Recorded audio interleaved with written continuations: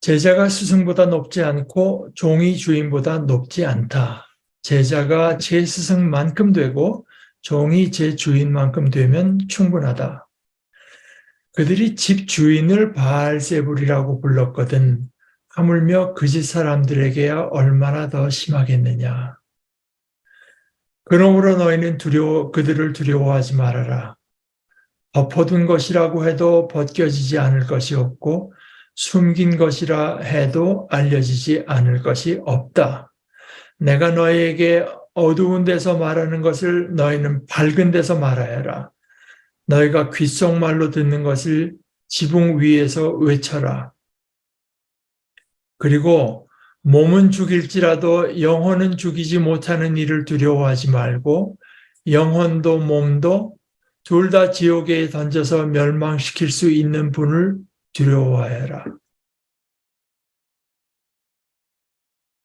참새 2마리가 한 양에 팔리지 않느냐. 그러나 그 가운데서 하나라도 너희 아버지께서 허락하시지 않으시면 땅에 떨어지지 않을 것이다. 아버지께서는 너희 머리카락까지도 다 세어놓고 계신다. 그러니 두려워하지 말아라. 너희는 많은 참새보다 더 귀하다. 누구든지 사람들 앞에서 나를 시인하면 나도 하늘에 계신 내 아버지 앞에서 그 사람을 시인할 것이다.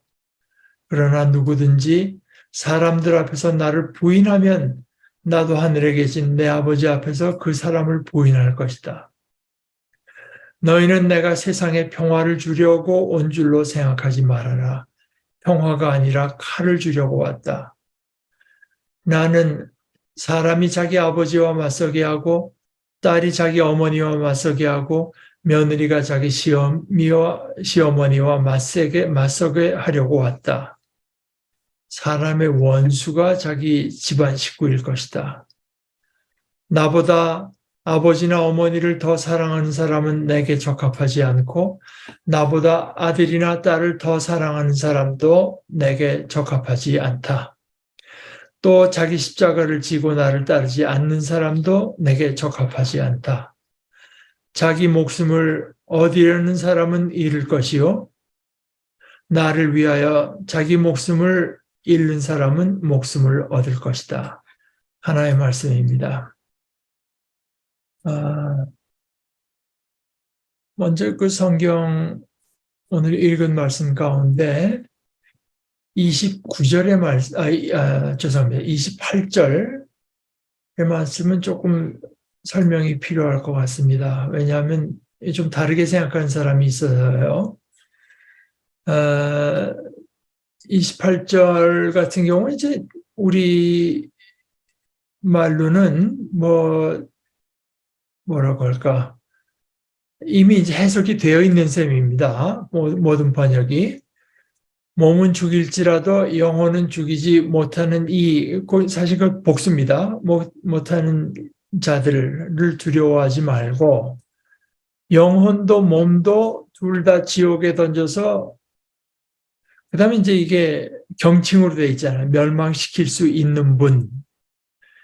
근데 물론 원어에는 그런 경칭이 없고 그러니까 제가 가끔 인용하는 그 탐 라이트 같은 분은 여기 대해서 아주 단호하게 말하면 이거는 하나님에 대한 얘기가 아니다. 영혼도 몸도 둘 다 지옥에 던져서 멸망시킬 수 있는 자를 두려워해라. 사탄을 의미한다.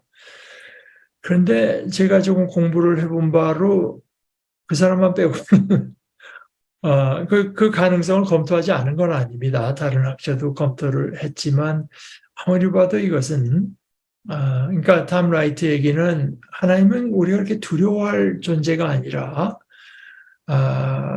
우리의 머리칼까지 다 세고 계시는 분이다. 이제 그렇게 그이는 얘기를 하는 것이고 우리말 번역은 예외 없이 가톨릭에서 번역한 것들은 공동어 다 봐도 다 이제 경칭으로 얘기를 해서 이미 그 하나님이라고 하는 해석을 내려놓고 있는 셈이죠. 근데 문법적으로는 양쪽이 다 가능합니다. 그러니까, 그런 의견의 차이가 있다고 하는 것은 알아두시고, 다만 이제 여기 그 몸과 영혼, 근데 그 몸이라고 하는 건 단순히 육체만 이제 의미하는 것이 아니라 성경에 이제 몸이라고 하는 것도 사실 그 육체로 대표되는 나 자신을 이제 말을 하는 경우가 더 많은데, 그러나 여기서 보다시피 더 본질적인 존재가 있다. 그러니까 몸 따로 있고 영혼 따로 있는 이렇게 분리될 수 있는 그런 것이 아니라요. 더 본질적인 존재로서의 우리를 멸망시킬 수 있는 분, 지옥에 던지고 또 멸망시킬 수 있는 그분을 두려워하라. 이렇게 이해하면 되겠습니다. 또 저 뒤에 이제 두려움이라는 말 나오는데, 그거는 이제 제가 나중에 설명드리겠습니다만은, 얘는 감정을 말하는 건 아닐 것 같아요. 물론 감정도 포함될 수는 있지만은, 벌벌 떠는 그런 어떤 공포, 이것을 말하는 것은 아닌 것 같고, 또, 거기 그 36절에 사람의 원수가 자기 집안 식구일 것이다고 해서 이런 걸 갖고 기독교가 이제 가족끼리 서로 원수로 만드는 종교다 이렇게 이해를 하면은 참 터무니없는 오해가 되겠죠. 거기서도 이제 원수라고 하는 것이 어떤 그런 감정적인 그런 그 원한을 품은 원수시간을 말을 하는 것은 아니고, 어느 이제 진리 때문에, 그리스도 때문에 서로 간에 이제 삶의 방식이나 이런 것들이 이제 어긋나는 것을 그렇게 표현했다고 보는 것이 좋겠습니다. 오늘 말씀을 한번 이런 식으로 시작해 보겠습니다. 만약 예수님께서 하신 말씀들이 전적으로 옳다면, 사실 저는 여태까지 그것이 다 전적으로 옳다고 떠들어댔는데, 다시 한번 서서 만약 정말 예수님의 말씀이 전적으로 옳다면, 이렇게 생각을 해볼 때, 그렇다면 다른 누구보다도 이런 식으로 하루하루를 지내고 있는 현재 나의 모습이 어떨까? 다른 건 다 떠나서 너무나 아쉬운 모습이 아닐까? 주님께서 내게 주시려는 것은 너무나 크고, 너무나 높고, 너무나 존귀한데, 내가 그것을 정말로 받아들여서 그것을 소유하고자 하는 그런 것에 합당한 모습이 지금 나의 모습인가?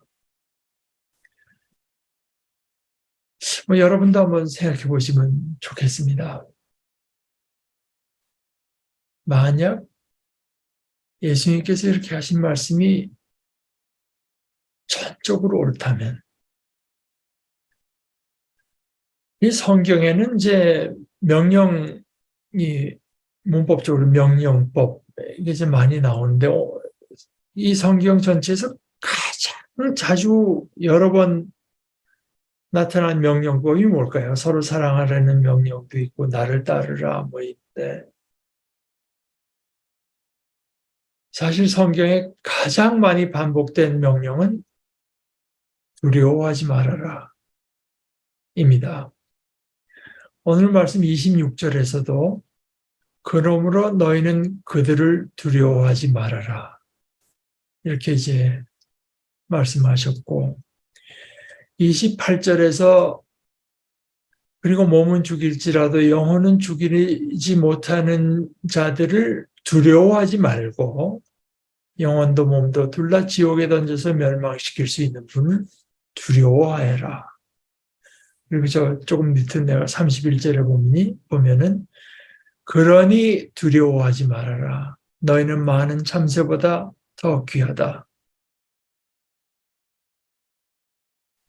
예수님께서 이렇게 말씀하시고 성경에 두려워하지 말라는 명령이 반복해서 등장하는 것을 생각해 보면 역시 거기 드러나는 것 중에 하나는 우리에게는 두려움이 있습니다.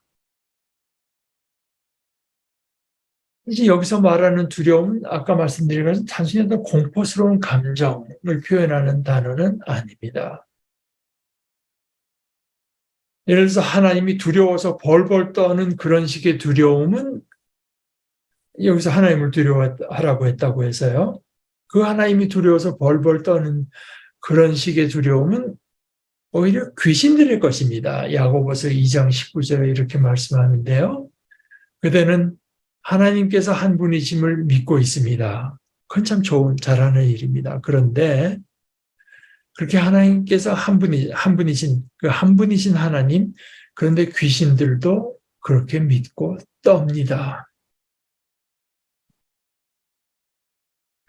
그래서 오늘 말씀에서 주님께서 말씀하신 이 두려움이라고 하는 것은 오히려 우리가 느끼는 그 대상에 대해서 느끼는 어떤 그 대상이 우리에게 차지하는 존재감이나 또는 그 대상을 향한 우리들의 태도라고 할 수 있습니다.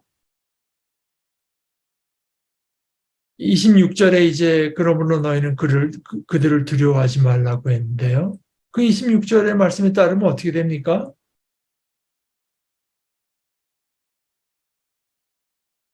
덮어둔 것이라고 해도 벗겨지지 않을 것이 없고 숨긴 것이라고 해도 알려지지 않을 것이 없다고 하는 것을 두려워하지 말라는 근거로 말씀하신 것을 거꾸로 생각해 보면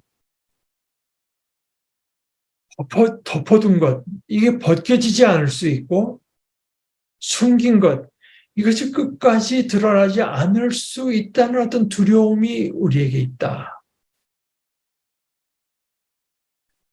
진리에 대적하면서 자신들이 원치 않는 일들은 덮어버리고 숨겨버릴 그런 어떤 소위 현실적인 힘이 있는 자들에 대한 두려움.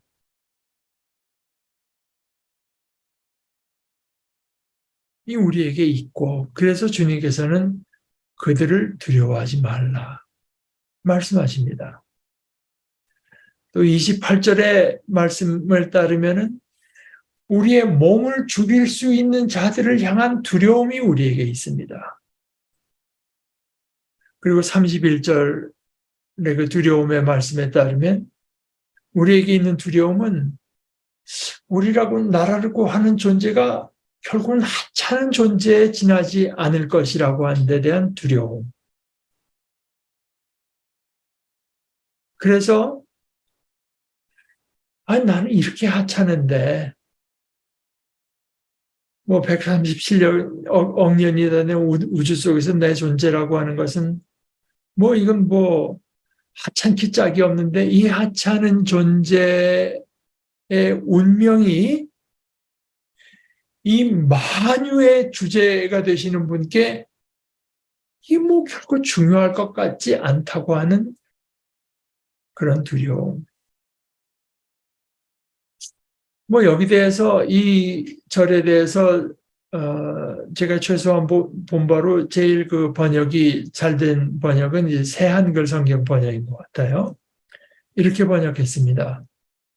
그러므로 두려워하지 마세요. 그대들은 수두룩한 참새하고는 다릅니다.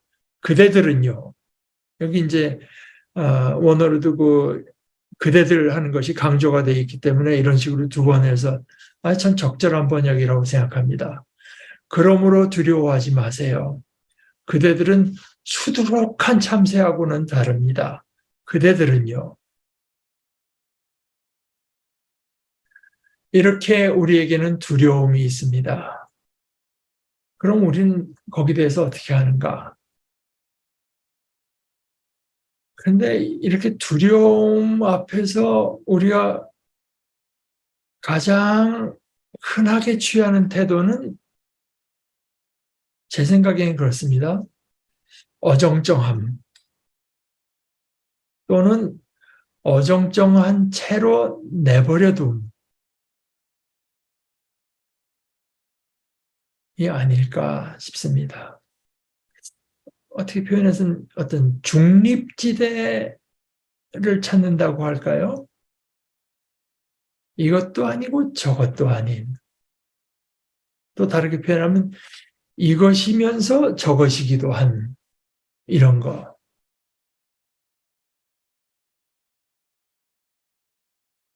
그러나 사실 중립지대라고 하는 건 없습니다. 만유를 창조하신 창조이면서 그 주인이 되시는 주제시면서 그러면 우리가 그분을 예배에 마땅한 그 하나님이 존재하시든가 아니든가 하는 것이지 이것도 아니고 저것도 아닌 또는 이것이면서 저것일 수는 없습니다. 세상에 내게 영향을 끼칠 수 있는 그 세력을 더 두려워하든가 아니면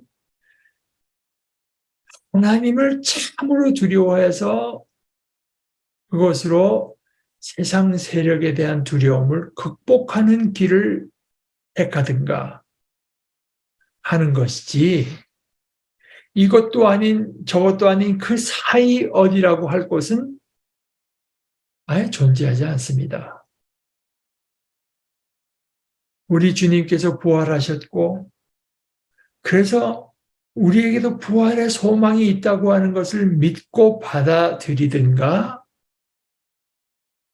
아니면 아니 부활이라고 하는 것은 없어.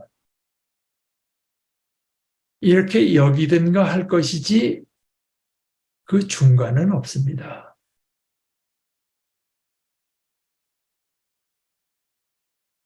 자녀들에게 하나님을 가르치지 않고 있으면 안 가르치고 있는 것입니다. 거기 무슨 중립이 있겠습니까? 뭐, 그 아무것도 모르는 아이들에게 어려서부터 신앙을 뭐 가르치는 것이 마치 무슨 뭐 그게 편향적인 것처럼 생각하고 여기는 이들도 있고, 실제로 그렇게 말하는 이들도 있습니다.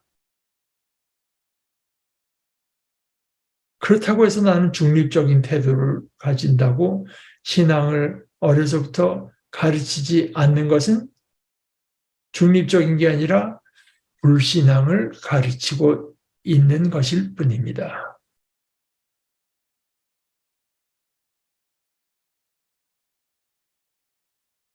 뭐 신앙을 가르친다고 할 때 그걸 뭐 생각 없이 그냥 우격다짐으로 신앙이라고 하는 것을 뭐 주입하려고 드는가 아니면은 부모나 우리 교회의 지혜를 다해서 아이들에게 그 내용이 스며들도록 애쓰는가 그런 식의 차이는 물론 있습니다. 그러나 신앙과 불신앙 사이에 어떤 중립지대는 없습니다. 사람들 앞에서 예수를 시인하든가 부인하든가 오늘 32절, 33절 말씀에 누구든지 사람 앞에서 나를 시인하면 나도 하늘에 계신 내 아버지 앞에서 그를 시인할 것이요. 누구든지 사람 앞에서 나를 부인하면 나도 하늘에 계신 내 아버지 앞에서 그를 부인하리라. 이것인가 저것인가 뿐입니다. 또 다른 것으로서는 이 사람이 예수님의 사람이 될 만한 사람, 예수님의 사람이 될 자격을 갖춘 사람과 그렇지 못한 사람.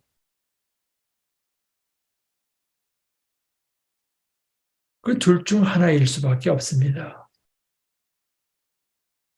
그리고 오늘 주님께서 말씀하시는 그 기준, 예수님의 자격이 될 만한 자격을 갖췄느냐, 갖추지 못했느냐 하는 기준은 이것입니다. 단 하나인데요. 주님을 어떤 무엇보다도 그리고 누구보다도 나아가서 심지어 자기 자신보다도 더 사랑하는가. 오늘 말씀 가운데 이제 32절 마지막 부분 32절에 39절의 말씀은 어렵습니다. 누구든지 사람들 앞에서 나를 시인하면 나도 하늘에 계신 내 아버지 앞에서 그 사람을 시인할 것이다. 누구든지 사람들 앞에서 나를 부인하면 나도 하늘에 계신 내 아버지 앞에서 그 사람을 부인할 것이다. 너희는 내가 세상에 평화를 주려고 온 줄로 생각하지 말아라. 평화가 아니라 칼을 주려고 왔다. 나는 사람이 자기 아버지와 맞서게 하고 딸이 자기 어머니와 맞서게 하고 며느리가 자기 시어머니와 맞서게 하려고 왔다. 사람의 친구가 사람의 원수가 자기 집안 식구일 것이다. 나보다 아버지와 어머니를 더 사랑하는 사람은 나를 가질 자격, 내 사람이 될 자격, 내게 적합하지 않고 나보다 아들이나 딸을 더 사랑하는 사람도 내게 적합하지 않다. 합당하지 않다. 또 자기 십자가를 지고 나를 따르지 않는 사람도 내게 적합하지 않다. 자기 목숨을 얻으려는 사람은 목숨을 잃을 것이요 나를 위하여 자기 목숨을 잃는 사람은 목숨을 얻을 것이다. 이 말씀이 무슨 말뜻을 이해하기 어려운 게 뭐가 있습니까? 말뜻을 이해하기 어렵다는 것이 아니라 주님께서 말씀하시는 바 그 내용을 우리들이 받아들이기가 결코 쉽지 않다는 말씀입니다. 저는 우선 이 말씀을 이렇게 이해합니다. 첫째, 정말로 예수님이 그분이 맞다면, 예수님이 나를 그렇게 사랑하셔서 나를 위해서 오히려 자신을 버리신 하나님의 아들이시라면, 예수님이 정말 그런 그분이라면, 그렇다면 그분을 향한 우리의 사랑이 절대적이어야 함은 그건 너무나 당연합니다. 나보다 아버지와 나 어머니를 더 사랑하는 사람은 내게 적합하지 않고 나보다 아들이나 딸을 더 사랑하는 사람도 내게 적합하지 않다는 말씀이 진리의 말씀인가 아닌가는 이 말씀을 하는 분이 누구인가에 전적으로 달려 있습니다. 그런데 이게 아니라 이런 식으로 생각해 봐도 제게 이 말씀은 진리입니다. 예를 들어서 제가 지금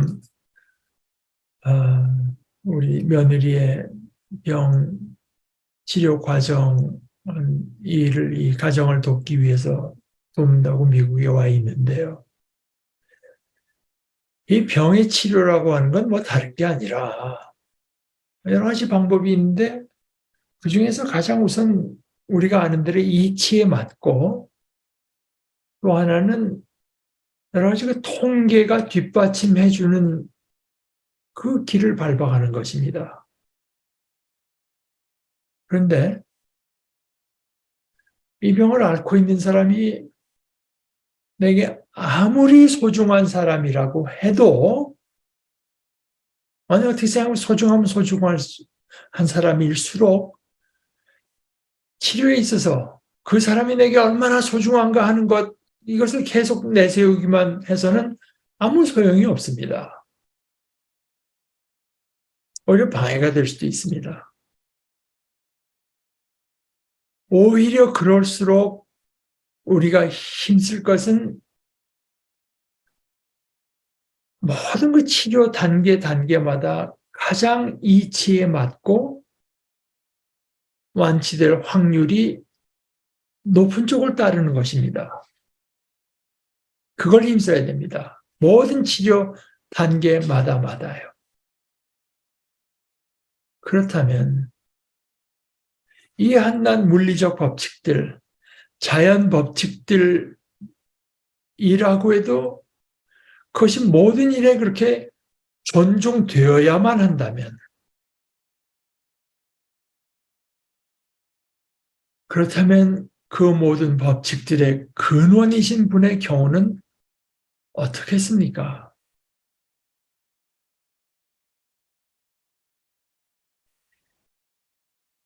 아버지나 어머니, 또 아들이나 딸들, 보다도 어떻게 보면 더 가까운 것이 자기 자신이라고 할 수 있는데, 생각해보면 이 경우도 마찬가지입니다.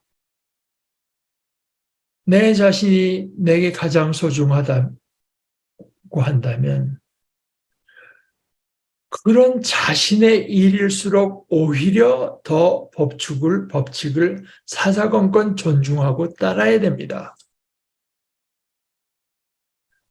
나라고 하는 그것을 중히 여기고 매사에 앞세우면서 법칙을 소홀히 하든가, 법칙을 무시하든가, 법칙을 저 뒤에 세우게 되면 그것은 결국 자신에게 손해로 돌아올 수밖에 없고, 심지어는 자신을 잃게 될 수밖에 없습니다.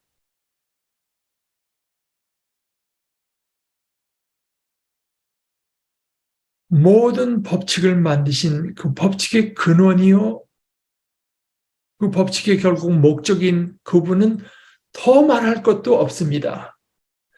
자신을 진정으로 소중하게 여긴다면 모든 일에서 오히려 자기보다 그분을 더 앞세워야 됩니다. 그것이 진정으로 자신을 얻는 유일한 길입니다.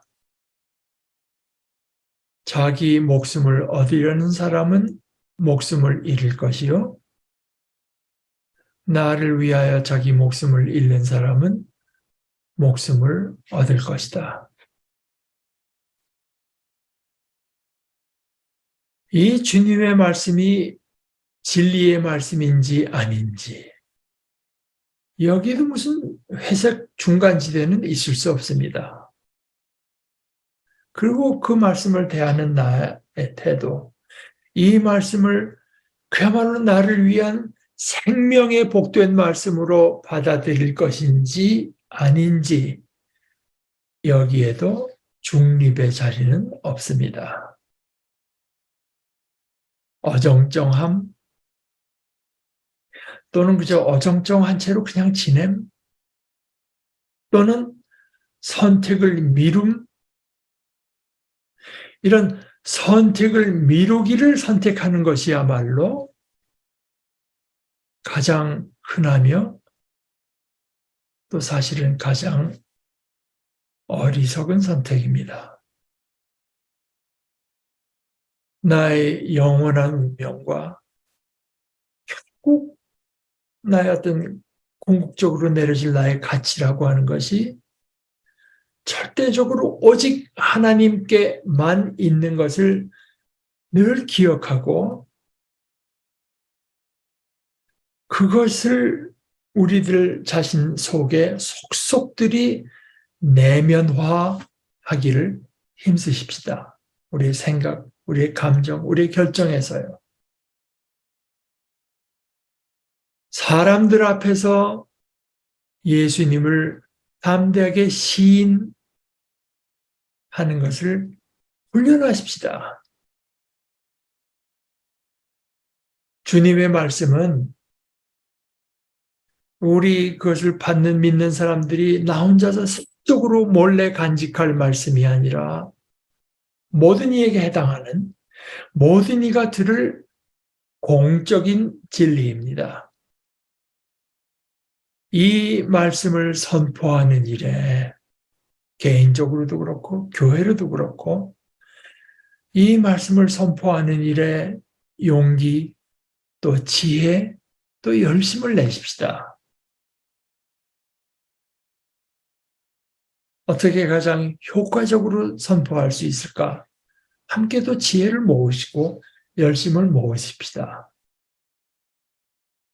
내가 너에게 어두운 데서 말하는 것을 너희는 밝은 데서 말하여라.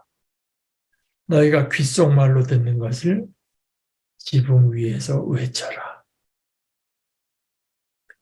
주님의 말씀입니다. 우리 함께 기도하십시다.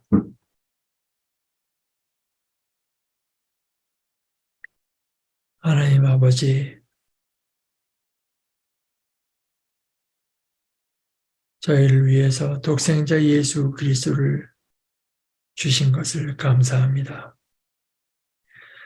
저희들에게 이 예수님을 받아들일 수 있는 작은 믿음을 주신 것을 감사합니다.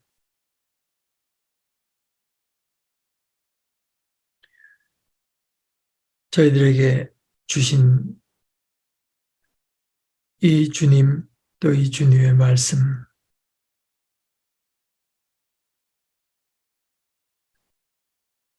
그 가운데 영원한 생명이 있고 참다운 복이 있는 것을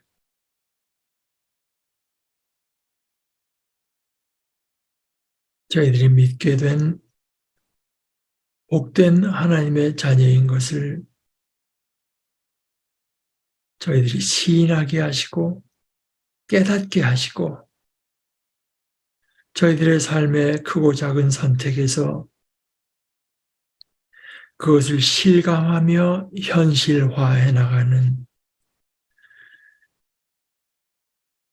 복된 믿음의 길, 그 길에 저희들을 흔들림 없이 세워주시옵소서. 예수님의 이름으로 기도합니다. 아멘.